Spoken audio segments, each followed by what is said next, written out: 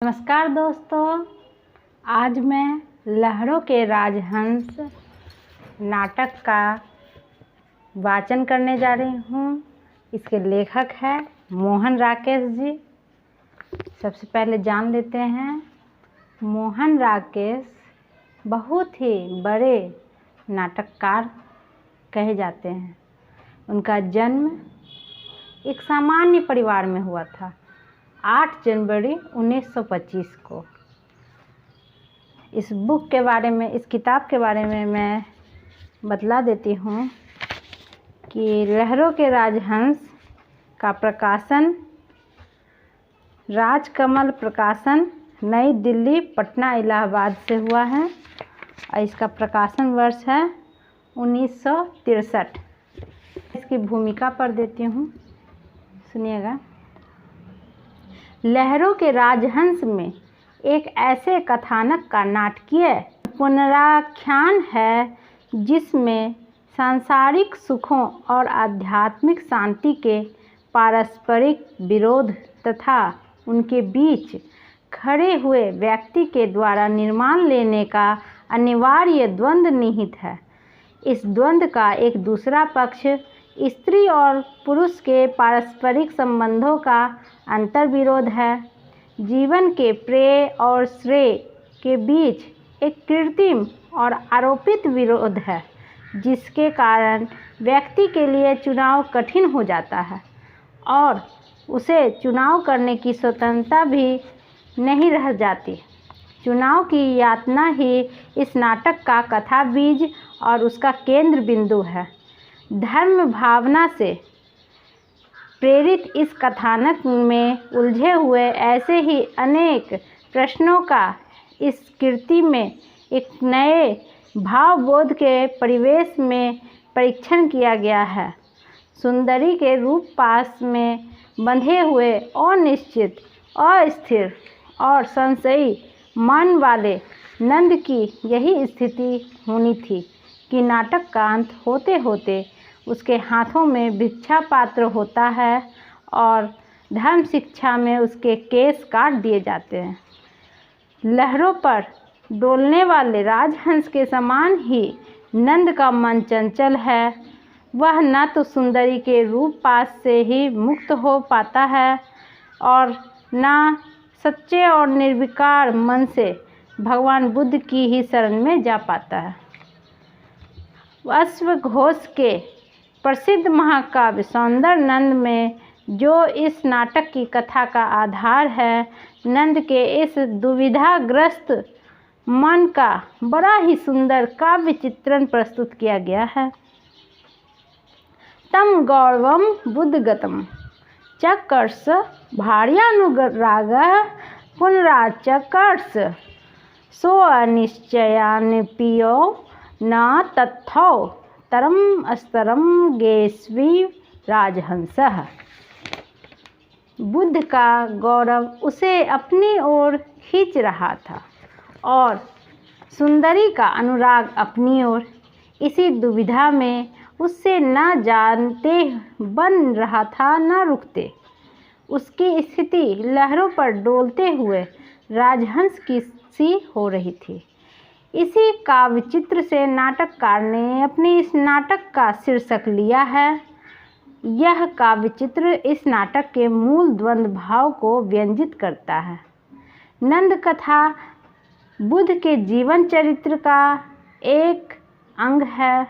अश्वघोष के ही दूसरे प्रसिद्ध महाकाव्य बुद्ध चरित्र में नंद की दीक्षा का उल्लेख किया गया है। इस कथा का आधार पाली साहित्य में मिलता है। उदान और जातक में तथा धम्मपद के श्लोक 13 से 14 की अट्ठ कथा व्याख्या में नंद की कथा कही गई है, किंतु पाली की नंद कथा से सौंदर्य नंद ही है। परंतु नाटककार ने कथा के नाटकीय भाव और प्रयोजन को पुष्ट और तीव्र करने के लिए नए पात्रों और प्रसंगों की कल्पना की है। कामोत्सव का आयोजन, दीक्षा के पश्चात नंद का एक बार गृह लौट आना तथा अलका और श्यामांग का पूरा प्रसंग नाटककार द्वारा कल्पित है। लहरों के राजहंस के कथानक को आधुनिक जीवन के भावबोध का जो संवेदन दिया गया है, वही इस ऐतिहासिक कथानक को रचनात्मक स्तर पर महत्वपूर्ण बनाता है। नाटक की प्रस्तावना में नाटककार ने इस संबंध में अपना दृष्टिकोण स्पष्ट किया है। कथा का आधार अश्व घोष का सौंदर्यनद काव्य है, परंतु समय के विस्तार में स्थितियों का परिक्षेपण करने के कारण यह काल्पनिक भी है।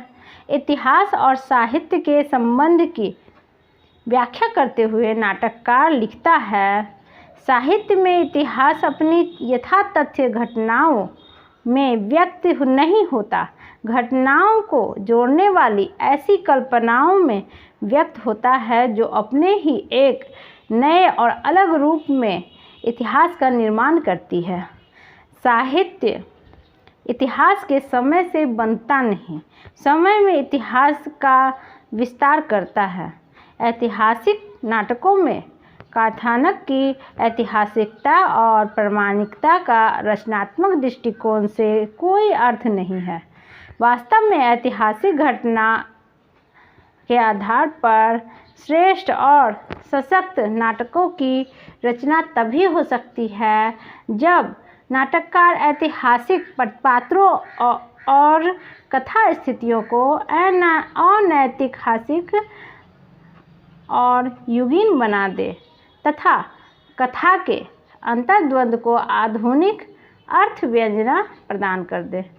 हिंदी में ऐतिहासिक नाटकों के कथानकों की प्रामाणिकता पर आग्रह कर रहता है और तभी हिंदी के अधिकांश ऐतिहासिक नाटक इतिहास के पाठ्य पुस्तकों का नाटकीकृत रूप मात्र लगते हैं।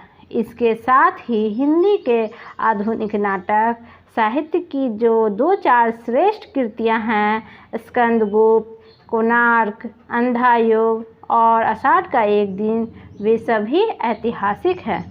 इनकी श्रेष्ठता का कारण यह है कि इनके द्वारा नाटककारों ने ऐतिहासिक कथानक नहीं दोहराए, उनके नए परिवेश और आधुनिक संदर्भों में प्रस्तुत किया गया है।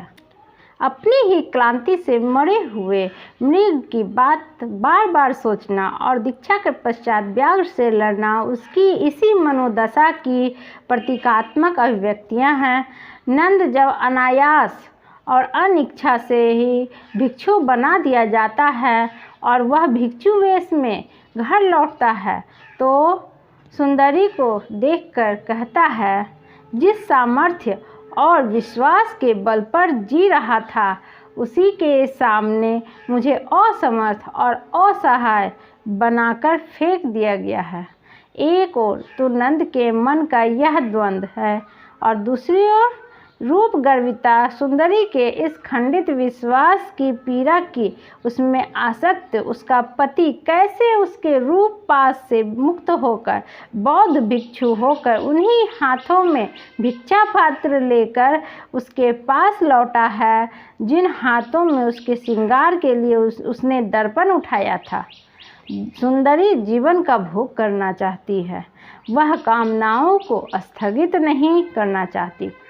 कमल ताल के राजहंसों के जोड़े की किलोल सुनकर वह कहती है, कोई गौतम बुद्ध से कहे कि कभी कमल ताल के पास जाकर इनसे भी वे निर्माण और अमरत्व की बात कहे।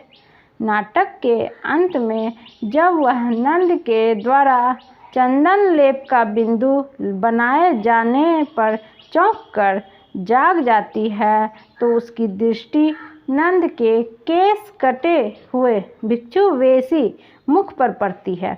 उसका मन वितृष्णा से भर जाता है।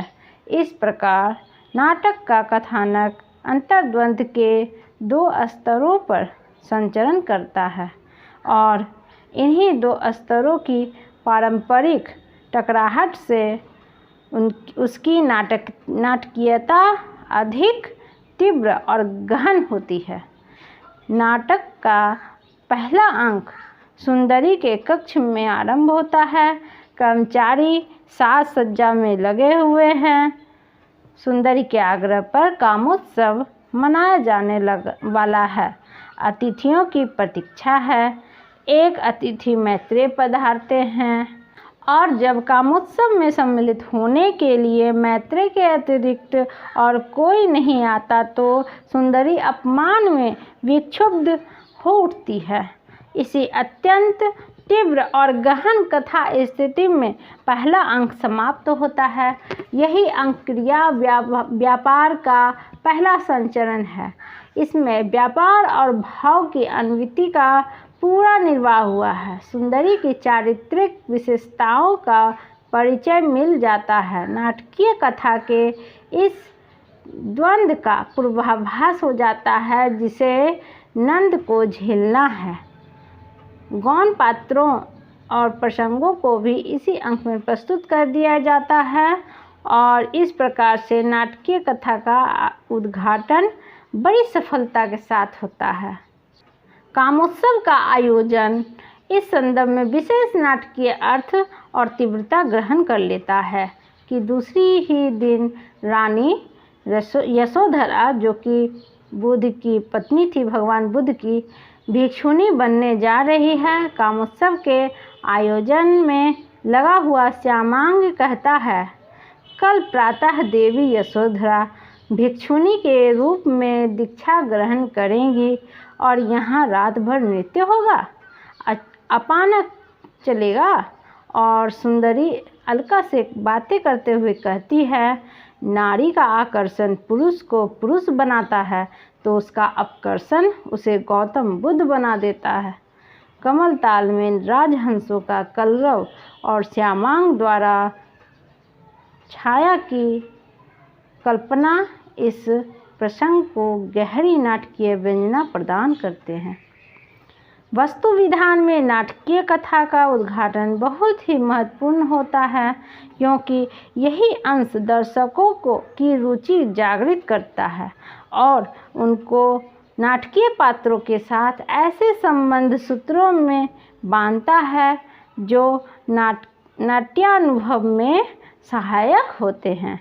इस अंश में नाटककार अत्यंत कुशलता के साथ नाटकीय कथा के प्रायः सभी प्रमुख और कुछ गौण पात्रों को प्रस्तुत करता है और उनके अतीत जीवन और उनकी वर्तमान इच्छाओं और प्रयोजनों को इंगित करता है। 3 अंकों वाले आधुनिक शैली के नाटकों में पहला अंक प्रायः कथा के उद्घाटन में ही लग जाता है, लेकिन सफल नाटकों में अंक समाप्त होते होते कथानक में कुछ तीव्रता और उत्तेजना आने लगती है और हमारी रुचि बढ़ने लगती है। दूसरा अंक भी सुंदरी के ही कक्ष में आरंभ होता है। नंद सुंदरी का श्रृंगार कर रहा है। बीच बीच में नेपथ्य में से कर्मचारी श्यामांग का ज्वर प्रलाप सुनाई पड़ता है। लहरों पर से यह छाया हटा दो, मुझसे यह छाया नहीं ओढ़ी जाती। मैं नंद सुंदरी के श्रृंगार में व्यस्त है। अलका यह संदेश लाती है कि गौतम बुद्ध भिक्षा के लिए द्वार पर आए थे और भिक्षा की याचना करने के बाद लौट गए हैं। नंद सुंदरी से कहता है कि मुझे जाकर इस प्रमाद के लिए उनसे क्षमा याचना करनी चाहिए। सुंदरी यह कहकर अनुमति दे देती है कि जाइए, लौटकर आप ही इस विशेषांक को पूरा करेंगे और तभी मैं शेष श्रृंगार करूंगी। नंद चला जाता है और यह अंक नेपथ्य में श्यामांग के इस संवाद के साथ समाप्त होता है कि यह छाया मेरे ऊपर से हटा दो, एक किरण, कोई एक किरण। यह अंक कथा का दूसरा संचरण है और इसमें भी व्यापार अनुवृत्ति का पूरा निर्वाह हुआ है। अंक समाप्त होते होते कथा का मूल द्वंद्व आरंभ हो जाता है। नंद बुद्ध के पास क्षमा याचना के लिए चले जाते हैं और सुंदरी अधूरा श्रृंगार लिए हुए उनके वापस लौट आने की प्रतीक्षा में बैठी रहती है। इस अंक में सुंदरी की चरित्र रेखाएं और स्पष्ट होती हैं और नंद के मन की दुविधा और द्वंद्व स्पष्ट होने लगता है। नंद हाथ में दर्पण लिए सुंदरी के श्रृंगार में योग दे रहा है। इसमें नेपथ्य में धम्मम शरणम गच्छामि का स्वर सुनाई देता है। सुंदरी कहती है, देखिए दर्पण हिल गया। इस अंक का श्रृंगार प्रसंग बड़ा ही कोमल और सरस है। हिंदी नाटक साहित्य में नितांत नया। तीसरे अंक का आरंभ नंद के लिए सुंदरी की आकुल प्रतीक्षा के साथ होता है। कमल ताल के राजहंस उड़कर चले गए हैं। लंबी प्रतीक्षा के बाद जब नंद सिर मुड़ाए हुए भिक्षु वेश में आता है तो सुंदरी थक कर सो चुकी है। नंद कहता है, मैंने कहा था तुम्हारा विशेषांक सूखने से पहले ही लौट आऊँगा, परंतु नहीं आ सका। तुम पूछती तो मैं क्या उत्तर देता। और कुछ देर बाद वहीं पड़े हुए टूटे दर्पण के सामने रुककर अपना प्रतिबिंब उसमें देखता है और कहता है, मेरे केस क्यों कटवा दिए? और कटवा ही दिए तो उससे क्या अंतर पड़ता है? अंतर पड़ता यदि मेरा हृदय बदल जाता, आंखें बदल जाती। मेरे हृदय में तुम्हारे लिए अब भी वही अनुराग है, आँखों में तुम्हारे रूप की अब भी वही छाया है। तुम्हारा विशेषक जो सूख गया है उसका मुझे खेद है, उसे मैं अभी गीला कर देता हूँ। और जैसे ही नंद उंगली में लेप लेकर सुंदरी के माथे पर बिंदु बनाने लगता है, वह मुंडित आकृति को देखकर चीख उठती है। नंद इस स्थिति में अपने को नितांत असहाय और अकेला पाता है। वह कहता है, मैं चौराहे पर खड़ा एक नंगा व्यक्ति हूँ जिसे सभी दिशाएं लील लेना चाहती हैं और अपने को ढकने के लिए उसके पास कोई आवरण नहीं है। और वह इसी मानसिक यात्रा में सुंदरी से बिना मिले ही चला जाता है।